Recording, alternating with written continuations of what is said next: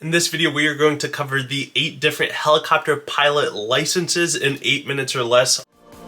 That's like autopilot, dude. How do you fly a helicopter? Well, I'm going to show you. I'm gonna have to move fast. I just wanted to show you real quick. I'm wearing my festive helicopter pilot shirt that one of my coworkers got me for Christmas. It's pretty cool. So let's get started. The first of 8 helicopter pilot licenses that you're gonna get is your student pilot certificate. This is essentially just your license to start learning. This is also a license that is required before you can fly solo during your training. You can get training without having a student pilot certificate. You should have one, but if you want to go solo, you do have to have a student pilot certificate. With a student pilot certificate, you can have no passengers. You're not allowed to be paid. You're just allowed to practice under an instructor. That instructor is with you.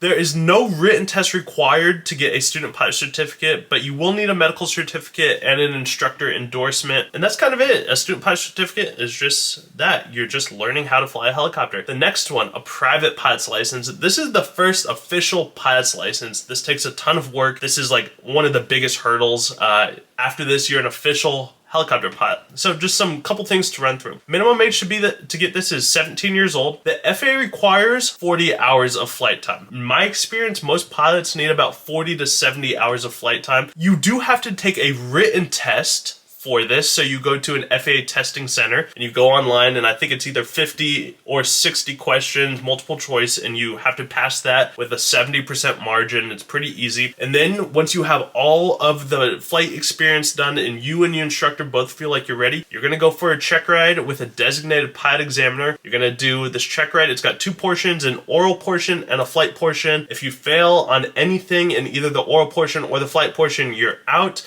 You gotta go retrain and try again. If you pass, congratulations, you are a helicopter pilot. With your private pilot's rating, you can carry passengers, but you can't make any money. You can't charge for flights. This is kind of just for personal use. You can fly your family, your spouse, your kids, your buddies, your girlfriends, whatever, but you cannot get paid. That's the biggest thing with a private pilot's license.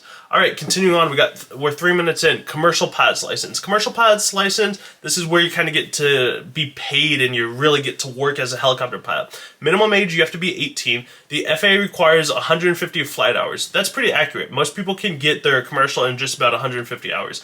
During your commercial, you're really just building skills, competency, confidence, just building hours, time in the helicopter, really understanding it, feeling it. This opens doors to jobs. You can start working and making money to fly.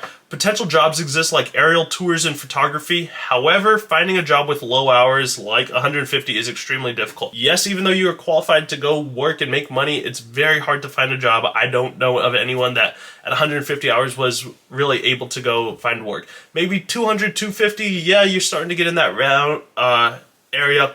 300, 400, 500, definitely you can go find commercial pilot jobs. The next license that you could get is your CFI, Certified Flight Instructor Helicopter. To get this, you have to already have your commercial pilot's license. That's a prerequisite. This is where you are training on how to instruct students. After you get this rating, you can teach people how to fly helicopters. So you have to learn how to teach them this stuff, both knowledge concepts and flight maneuvers. It's pretty challenging. You have to learn all of the knowledge base. You have to be able to teach them aerodynamics, regulations, weather, all sorts of stuff. That's all the knowledge stuff. And then you have to teach them all the flight stuff. How to fly a helicopter, what happens when they mess it up. This is life or death, so you have to be really competent. This is where you also start flying from the left seat.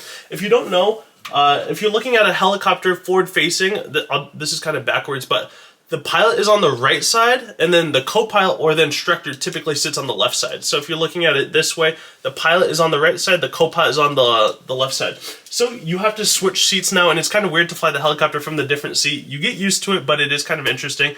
This requires 2 written tests and a long, difficult check ride. There is a CFI written test, and then there is Fundamentals of Instruction, I believe it is called. This is how students learn, just really learning psychology and stuff. The CFI check ride is the longest, most difficult check ride. It is very challenging. The designated pilot examiner asks you on everything. Every aspect of aviation, aerodynamics, regulations, everything. They wanted to go in depth. That is on the knowledge portion. On the flight portion, they really push you. You have to be extremely competent. They're going to put the helicopter into a very compromised position and you have to fix it. Very challenging check ride. One of the most common ways new commercial pilots increase their flight time, I strongly recommend doing this. I kind of said that, but yeah, being a flight instructor is fantastic. I love it.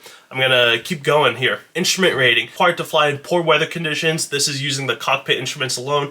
If you find yourself in clouds, you need to be able to get out.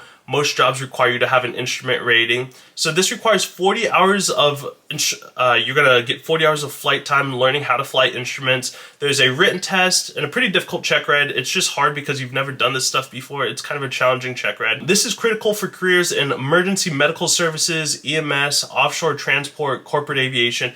Any big professional job is going to want you to have your IFR rating, so it's a really important license to have. One of the most important ratings has the likelihood of saving your life if you go inadvertent IMC.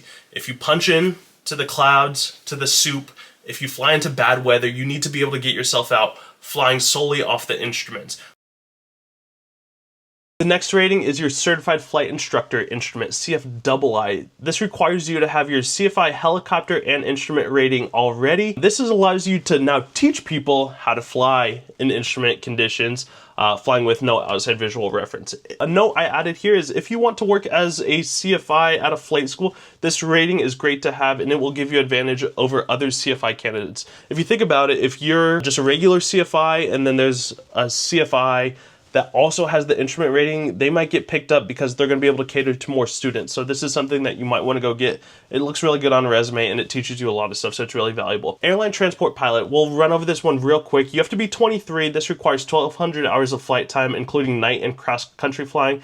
This is the highest level of helicopter certification. This is needed for like airline transport stuff and super high level commercial operations. It's a really good rating to have. However, it is really not needed. For any commercial job, you can get away with your commercial and your instrument rating and all the hours and experience. And then the last thing, this is not really a rating, but there's type ratings. For big, complex helicopters, think about like the S-92, Sikorsky S-92 or the Augusta Westland 139, you are going to need a type rating. These are big helicopters. It's really specialized training for that helicopter. There's more systems, more procedures, so you have to go in depth. A company is going to pay for you to go through this training. You will not have to self-finance it unless you want to, but it is typically very expensive. All right, there you go. 8 helicopter licenses. The last one's kind of a rating, but in 8 minutes, I think I'm good, a little bit long, but if you enjoyed this video, smash the like button. If you have any specific questions, leave them down in the comments. If you want to reach out to me, connect with me on Minnect. That's the app below, and I will see you on the next one. Take care.